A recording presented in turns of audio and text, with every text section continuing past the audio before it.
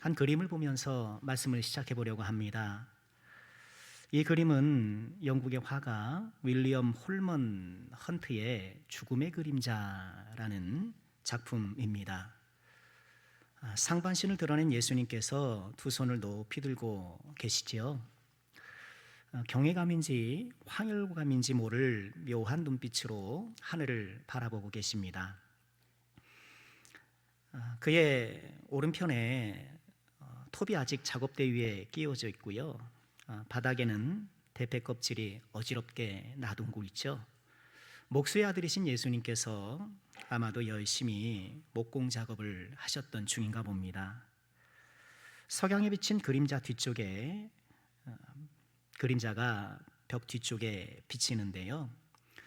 그곳에는 작업 선반대가 걸려 있죠. 마치 십자가의 가로 횡대 같습니다.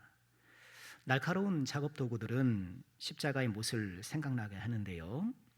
또 때마침 예수님의 발 앞에 붉은 실타래는 예수님께서 흘리실 피를 예고하는 것 같습니다. 왼편에 있는 여인은 얼굴을 볼 수 없으나 마리아인 것이 분명해 보이는데요. 그녀가 지금 열고 있는 것은 그 옛날 동방박사들이 주었던 보배합입니다. 보배합을 열던 마리아는 벽에 비친 그림자를 보고 깜짝 놀라고 있지요. 예수님의 탄생 순간을 떠올리게 하는 보배합과 또 벽에 비친 예수님의 십자가는 이미 예수님께서 태어나실 때부터 아직은 목수의 아들로서 가정을 섬기고 계시지만 이 십자가가 예수님의 사명의 중심이라는 것을 잘 보여주고 있습니다. 네, 그렇죠. 예수님의 십자가, 그것은 예수님께서 이 땅에 오신 궁극적인 목적이었습니다. 십자가 없이 예수님을 생각한다는 것 불가능한 일이죠. 십자가 없는 기독교는 더 이상 기독교가 아닌 것이죠. 이 홀먼 헌트의 그림처럼 예수님의 십자가는 예수님의 사명의 중심이었습니다. 그래서 각 복음서들은요, 예수님의 말씀과 삶을 기술하면서 십자가를 향해 걸어가신 그 마지막 일주일에 절반 이상의 분량을 할애하고 있습니다. 그만큼 예수님의 생애 중 십자가 사건이 중요하다는 것을 보여주는 것이겠죠. 2025년 오늘은 우리가 종료주일로 지키고 또 더불어 고난주간이 시작되는데요. 우리는 다시 한번 예수님의 십자가로 우리의 시선과 마음을 돌려봐야 하겠습니다. 그 십자가의 의미를 우리 마음속에 다시 한번 아로새기고 그 십자가의 은혜와 능력으로 살아가기를 재다짐해보는 소중한 시간이 꼭 돼야 되겠습니다. 예수님의 십자가의 죽음, 그 죽음의 의미는 무엇일까요? 성경은 다양하게 그 의미를 해석하고 우리에게 제시해 주지만 적어도 다음에 세 가지를 기억해야 하지 않나 싶어요. 첫째로 예수님의 십자가는 나를 위한 죽음이었다는 거예요. 나를 위한 죽음이었다. 여러분, 이것이 우리가 믿고 있는 복음의 핵심이잖아요. 우리가 함께 보았던 산상수훈의 말씀처럼 우리는 이 세상의 빛과 소금의 역할을 감당하면서 선하게 살아야 될 그런 책무도 있지만 그 모든 주의 말씀의 뿌리는 어디에 있나요? 예수님께서 나를 위해 죽으셨다는 것. 2000년 전에 유대인들과 로마 군인들에 의해서 십자가에 달려 돌아가신 그분의 죽음이 나를 위한 것이라는 이 고백, 여러분, 이것 위에 우리의 신앙이 서 있고 우리의 믿음이 서 있는 것 아니겠습니까?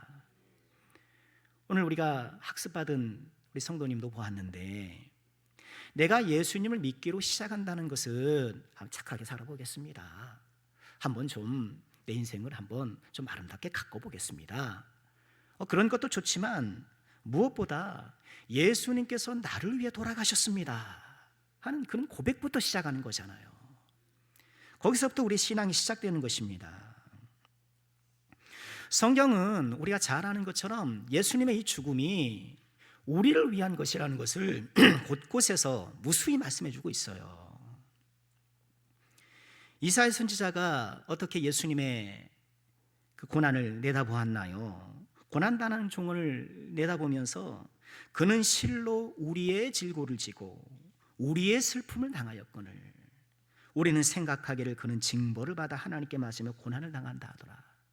그가 찔림은 우리의 허물을 위하며 그가 상함은 우리의 죄악 때문이라. 이렇게 예수님의 죽음을 내다보면서 그 죽음이 우리의 질고 때문이요, 우리의 슬픔 때문이요, 우리의 허물 때문이요, 우리의 죄악 때문이라고, 우리를 위한 죽음이라고 이미 오래전부터 말씀한 거예요. 그래서 우리는 찬양하는 거잖아요. 예수 나를 위하여 십자가를 질 때, 예수 나를 위해 십자가를 질 때, 예수 나를 위해 십자가를 질 때. 그런데 우리는요, 예수께서 나를 위해 십자가에서 죽으셨다라는 이것이 그저 오래된 교회의 어떤 문장으로만 기억하고 교리적으로만 내가 대하는 것은 아닌가. 또는 아니 내가 무슨 그렇게 큰 잘못을 저질렀다고 이렇게 나를 죄인 취급하고 몰아붙이는가. 그렇게 생각하는 경향이 없지 않아요. 여러분 대부분 이 자리에 함께한 우리들은 이 대한민국 사회에서 소시민으로 열심히 살아가는 사람들 아니겠습니까? 우리가 살인을 합니까? 강도를 짓을 합니까? 이런 중범죄를 저지른 적이 없고 나는 나름 내 인생을 성실하게 살아가고 착실하게 살아가는데 아니 교회 가면 자꾸 나를 죄인이라고 몰아붙이니 좀 불편합니다.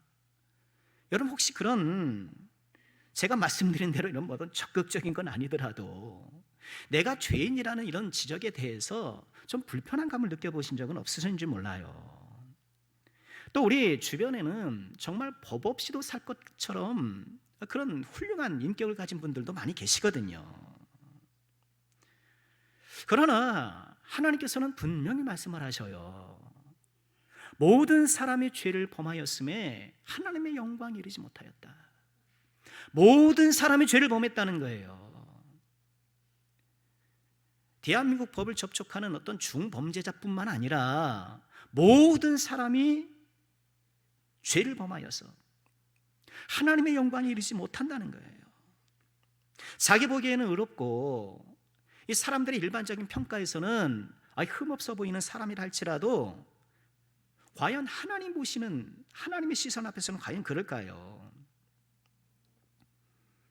제가 존경하는 어떤 목사님께서 이제 은퇴가 다가오시는데요. 이제 연세가 꽤 되셨으니까 이제 자꾸 성도님들이 건강검진 해보라고 막 그러셨대요. 건강검진을 좀 해보시라고. 나름 이분이 운동도 착실하게 하고 목사가 술 담배를 합니까?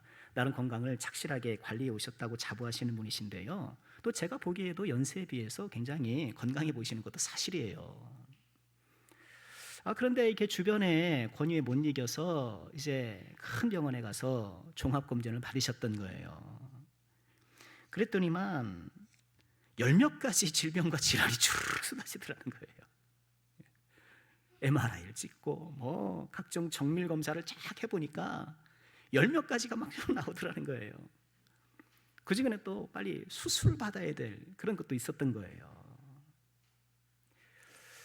여러분 우리도 영적으로 비슷한 것 아닐까요? 나 보기에는 의로울 수 있고 사람들 보기에는 괜찮고 그러지만 정밀하신 하나님의 눈앞에 죄인이 아닌 사람이 있을 수 있을까요? 무엇보다 우리의 죄는요, 우리가 행하는 어떤 행위 이전에 로마서 3장 23절 보았던 말씀처럼 하나님의 영광에 이르지 못한 우리의 상태가 죄예요. 죄는 우리가 손과 발로 우리의 생각으로 이렇게 행하는 행위 이전에 하나님의 영광에 이르지 못하는, 하나님께 다가갈 수 없는 우리의 이 상태, 하나님과의 관계의 단절 상태가 죄라는 거예요. 우리가 다 죄인인 거예요.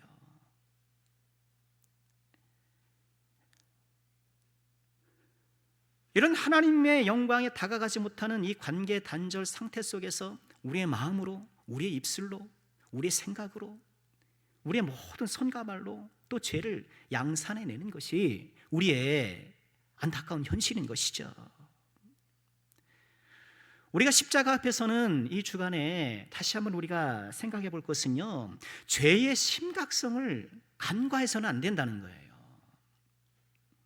예수님께서 십자가에서 자기 몸을 찢으사 용서를 이루신 그 죄는 무슨 살인이나 강도나 이런 중범죄만이 아니라 사소한 거짓말, 마음속에 나쁜 생각들, 다른 사람들에게 드러나지 않는 이런 모든 것까지라도 여러분, 예수님께서 십자가의 보혈이 아니면은 사라질 수 없는 아주 중한 죄라는 거예요. 우리는 어린 자녀들이 슬쩍슬쩍 거짓말하는 거 대수롭지 않게 생각하시면 안 돼요. 아이, 뭐 잘하면서 애들이 크면서 좀 그러는 거니까. 우리 청소년들이 악한 영상 보면서 성적 상상력을 키워가고 이런 것들을 아이, 뭐 크면서 그러는 거지, 크면서 그러는 거지, 그렇게 생각하시면 안 되는 거예요. 아이들이 예배를 거르거나 학원 공부나 이런 것들로 예배를 대체해버리고 예배를 드리지 않는 거예요. 여러분, 다 죄예요. 가볍게 생각해서는 안 되는 거예요. 예수님께서 십자가에서 물과 피를 쏟으셔서 해결했어야만 한 아주 심각한 죄라는 거예요. 여름 장마철에 잡초처럼 계속해서는 죄들과 우리는 싸워야 하고요. 주께서는 히브리서 12장 4절을 통해서 죄에 대해 느슨한 태도를 경계하셨어요. 같이 읽어볼까요? 너희가 죄와 싸우되 아직 피 흘리기까지 대항하지 않는다. 죄와 싸우되, 아니 싸우는 것만 해도 뭐 대단한 것일 수 있겠죠. 그래서 다 용인하고 살아가고 방치하고 살아가고 그냥 끼고 살아가잖아요. 너희가 죄와 싸우되 아직 피 흘리기까지는 대항하지 아니하고, 우리 예수님의 십자가 앞에서 내가 여전히 붙잡고 있는 악한 습관들은 없는가? 예수님의 십자가 앞에서 여전히 나의 인격과 삶 속에 도사르고 있는 죄악의 요소는 없는가? 우리가 돌아보면서요,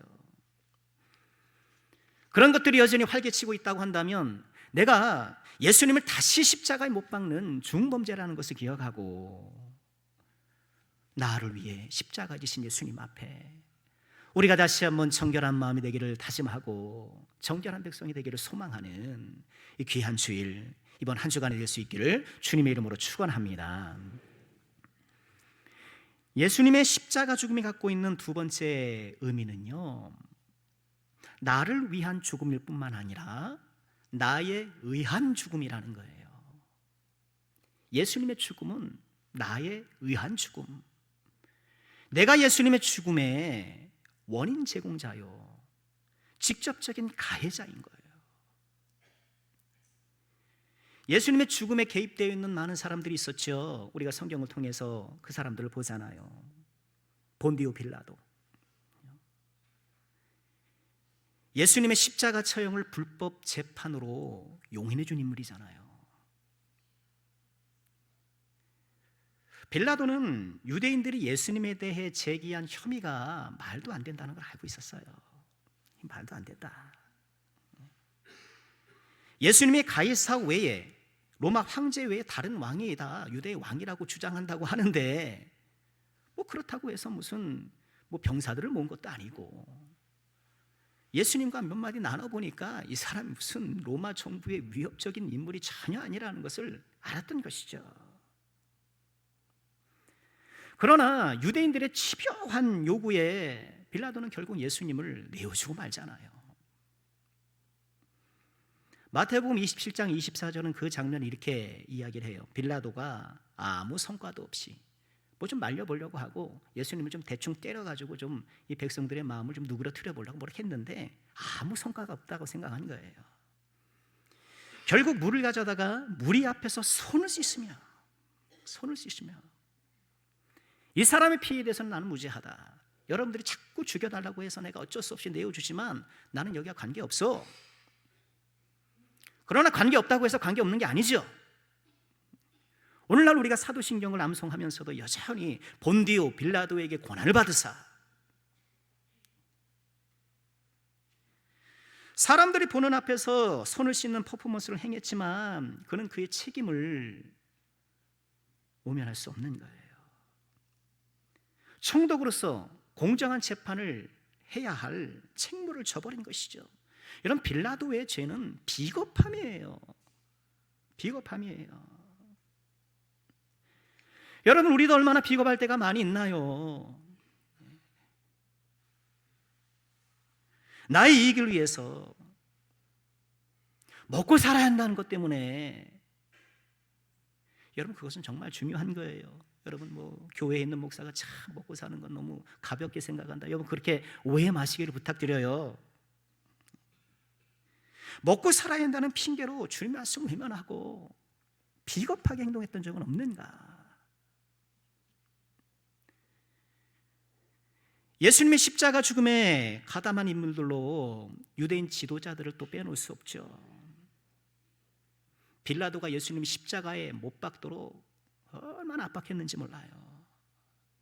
예수님이 이대로 살려둔다면 당신이 섬기는 가이사 로마 황제에 반역하는 것이요, 협박하는 거예요. 이미 대제사장의 재판에서 예수님을 신성모독이라고 언도했거든요. 그들이 판단했거든요, 자기들이. 그러면 유대의 법으로도 예수님을 사형시킬 수 있었단 말이에요. 여러분, 가늠하다 걸린 여인이 돌에 맞았잖아요, 그죠? 죽이려고 했잖아요. 유대인 법에 따라서도 얼마든지 처형할 수 있었으나 로마 법정으로 끌고 가는 거예요. 세속 법정으로 끌고 가는 거예요. 왜요? 예수님을 정치범의 혐의로 처형해야만 십자가에 못 박을 수 있었고, 십자가에 못 박을 수 있어야만 나무에 달린 자마다 저주를 받았다라는 그 율법의 말씀을 착 이용해서, 보시오, 나무에 달려 돌아갔지 않소, 저주받은 자입니다, 그렇게 백성들을 선동할 수 있었기 때문에 어떻게든지 예수님을 로마 정부 재판석에 세워서 사형받도록, 십자가형을 받도록 그렇게 애를 썼던 거예요. 노련한 빌라도가 다 그들을 꿰뚫어 알고 있었던 거예요. 하나님은 빌라도의 심중을 통해서 유대인들의 중심을 드러내셨어요. 마가복음 15장 9절에 이렇게 말씀하시죠. 빌라도가 대답하여 이르되 너희는 내가 유대인의 왕을 너에게 놓아주기를 원하느냐? 이는 그가 대제사장들이 시기로 예수를 넘겨준 줄 압니다. 다 사람들은 자기처럼 생각하는 거예요. 이 빌라도가 그런 사람이니까 유대인들도 그렇다고 딱 생각을 하고 그건 적중했던 거예요. 유대인들이 예수님을 죽으려 했던 그 마음의 동기는 시기심이었어요. 질투심이었어요. 백성들이 예수님을 따르고 환호했던 것이 못마땅했던 거예요. 이 백성들에게 본인들이 끼쳤던 그 권위와 통제력을 상실한다고 생각했던 거예요. 기득권을 빼앗기고 싶지 않았던 거예요. 교만했던 것이죠. 여전히 우리 속에도 이런 시기심과 나를 과시하려는 어떤 욕망들, 그 알량한 기득권을 놓치지 않기 위해서 그런 얄팍한 마음으로 살아가는 이런 유대인들의 마음이 우리 가운데 있는 것은 아닌가? 우리 역시 그 자리에 있었다면 그 유대인들처럼 똑같이 했지 않았겠는가? 예수님의 죽음에 있어서 빼놓을 수 없는 세 번째 인물을 꼽으라면 가룟 유다죠. 유대인들이 예수님을 죽이려고 했지만 이게 쉽지 않은 거예요. 왜냐하면 백성들이 다 예수님 좋아하고 선지자로 이렇게 따르고, 야, 뭔가 큰일 할 사람이다, 이렇게 다 예수님을 추앙하고 있기 때문에 떠받치고 있으니 이게 백성들이 눈치 때문에 못하는 거예요. 그러니 예수님을 죽이려면 신속하고 은밀했어야 되는 거예요. 무엇보다 예수님의 신병을 확보해야 되잖아요. 요즘 말로 하면 예수님의 신병을 확보해야 되는 거예요. 근데 그것에 도움을 누가 줬어요? 가룟 유다가 준 거예요. 언제 어느 무인다. 예수님께 입맞춤을 통해서 군호를 짜고 예수님을 넘겨준 거예요. 어떤 사람은 이 가룟 유다의 배반을 어떤 정치적인 관점에서 해석하기도 해요. 이 가룟이라는 말이 이스카리옷이라는 그런 암살자, 당시에 열심당원을 지칭하는 그런 용어와 비슷하거든요. 그러니 아마도 유다는 열심당원이 아니었겠는가.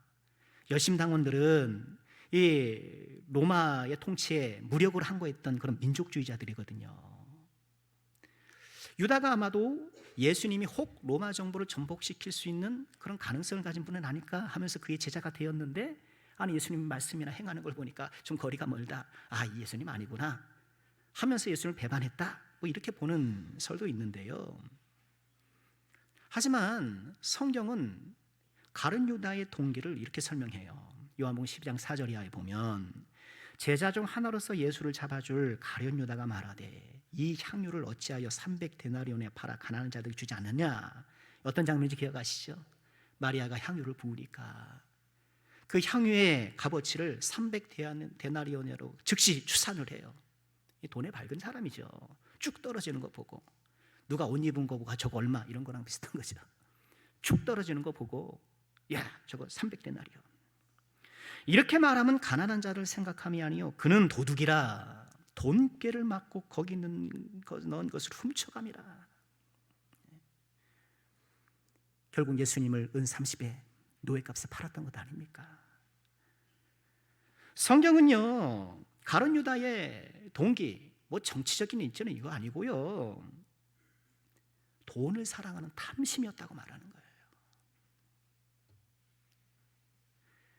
이런 빌라도의 비겁함, 유대인들의 시기와 교만, 그리고 가룟 유다의 이런 탐심, 이런 것들이 예수님의 십자가 죽음에 여러분 그것뿐이겠습니까마는 이런 것들이 주요 원인으로 작용했는데, 여러분 이런 것들이, 이런 비겁함과 시기와 교만과 이런 탐심들이 여전히 우리 마음에 있다는 것 아닙니까?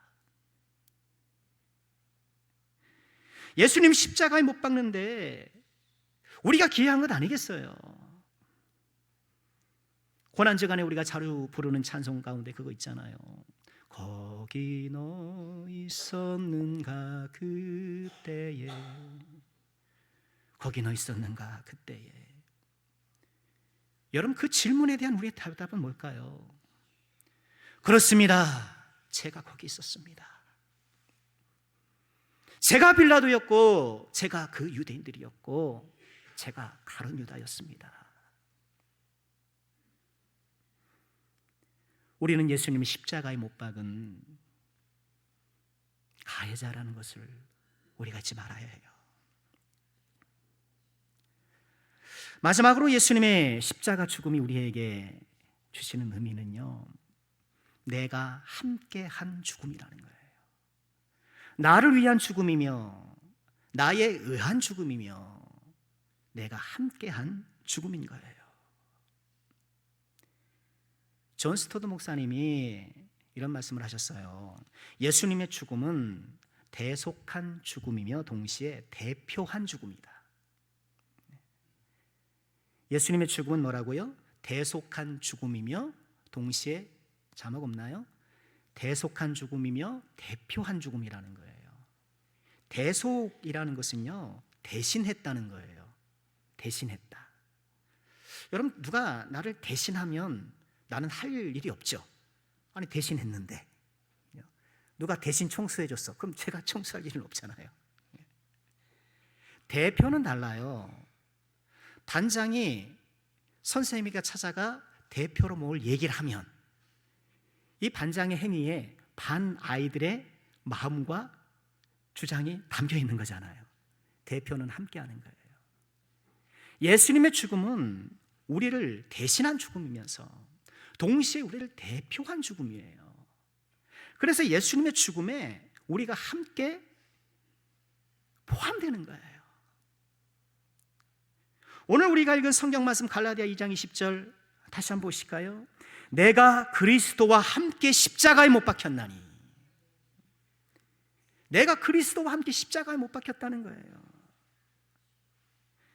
여기서 나는 어떤 나입니까?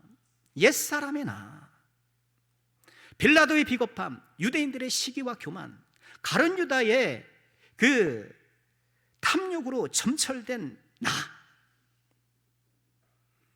그 나가 십자가에 못 박혔다는 거예요. 성경에는 이런 진술들로 가득해요. 로마서 6장 4절에 이렇게 말씀을 하셔요. 그러므로 우리가 그의 죽으심과 합하여 세례를 받음으로 그와 함께 장사되었다. 우리가 장사되었다는 거예요. 우리가 죽었다는 거예요. 골로새서 2장 12절도 마찬가지예요. 너희가 세례로 그리스도와 함께 장사되었고. 여러분, 우리는 다 죽은 사람들이에요. 우린 십자가에서 다 옛사람들이 죽었어야 하는 사람들인 거예요.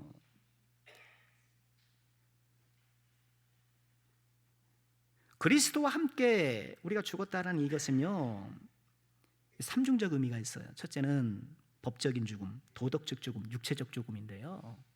법적인 죽음이라는 것은요, 우리가 십자가에 못 박혀 죽었잖아요. 우리가 함께 죽었잖아요. 옛사람이 죽었잖아요. 그래서 옛사람에 대한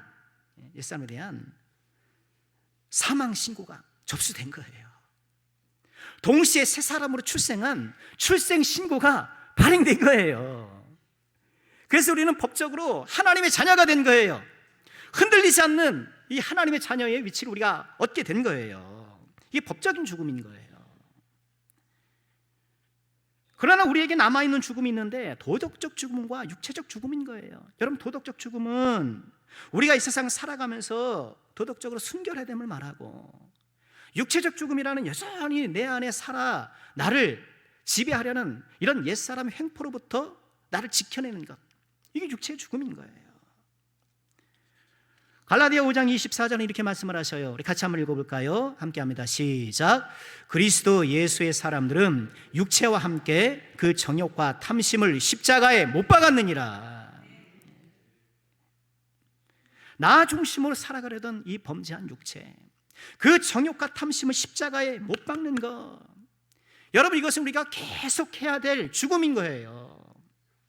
현재 진행형으로 우리 안에 일어나야 될 지속적인 죽음이 바로 이것이에요. 그래서 누가복음 9장 23절에서 예수님께서 이렇게 말씀을 하신 거예요. 또 무리에게 이르시되 아무든지 나를 따르려거든 자기를 부인하고 날마다 제 십자가를 지고 나를 따를 것이니라. 십자가를 지고 주님을 따르는데 언제요? 날마다 십자가를 져야 된다는 거예요. 우리가 져야 될 십자가가 뭔가요? 우리에게 주신 사명도 십자가일 수 있어요. 또는 우리가 감당해야 되고 안고 가야 될 어떤 사람이나 상황도 십자가에 그렇게 은유하기도 하잖아요. 아유, 우리 남편이 이제 십자가입니다. 지금 나 이런 상황이 십자가입니다. 그것도 십자가일 수는 있어요. 그러나 궁극적으로 우리가 져야 될 십자가는 무슨 십자가입니까? 자기를 부인하는 십자가, 나를 죽이는 십자가라는 거예요. 이미 죽었어야 하는데, 이미 사라졌어야 되는데 여전히 살아 활개치고 있는 그 정욕과 탐심과 제약들.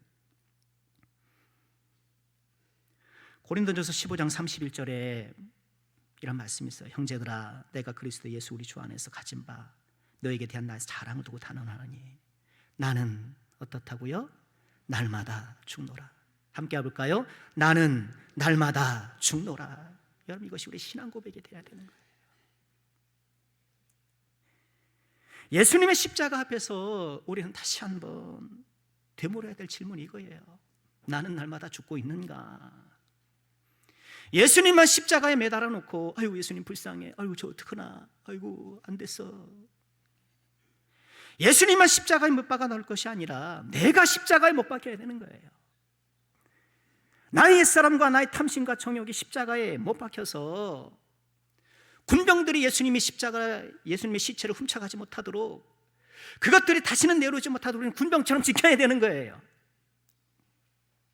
예수님은 부활하셨지만 이것들은 부활하지 않도록, 무덤에서 썩어 사라지도록 예수님의 십자가 앞에서 여전히 살아있는 나의 죄와 허물은 무엇인가요? 여전히 살아있는 옛사람의 그 습성들은 무엇인가요? 십자가 앞에서 마땅히 죽어 소멸되었음에도 불구하고 여전히 살아 활개치는 그것은 무엇인가요?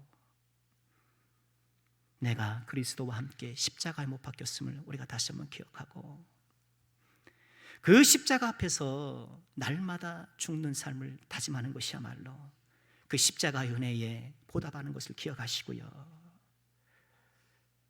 날마다 죽는 삶이야말로 날마다 사는 삶이에요. 우리는 죽어야 사는 사람들, 죽어야 사는 사람들이라는 이 믿음의 역사를 기억하시고 날마다 거룩한 죽음을 통해 새 생명을 살아가기를 소망하고 다짐하는 우리가 되어야 되겠습니다.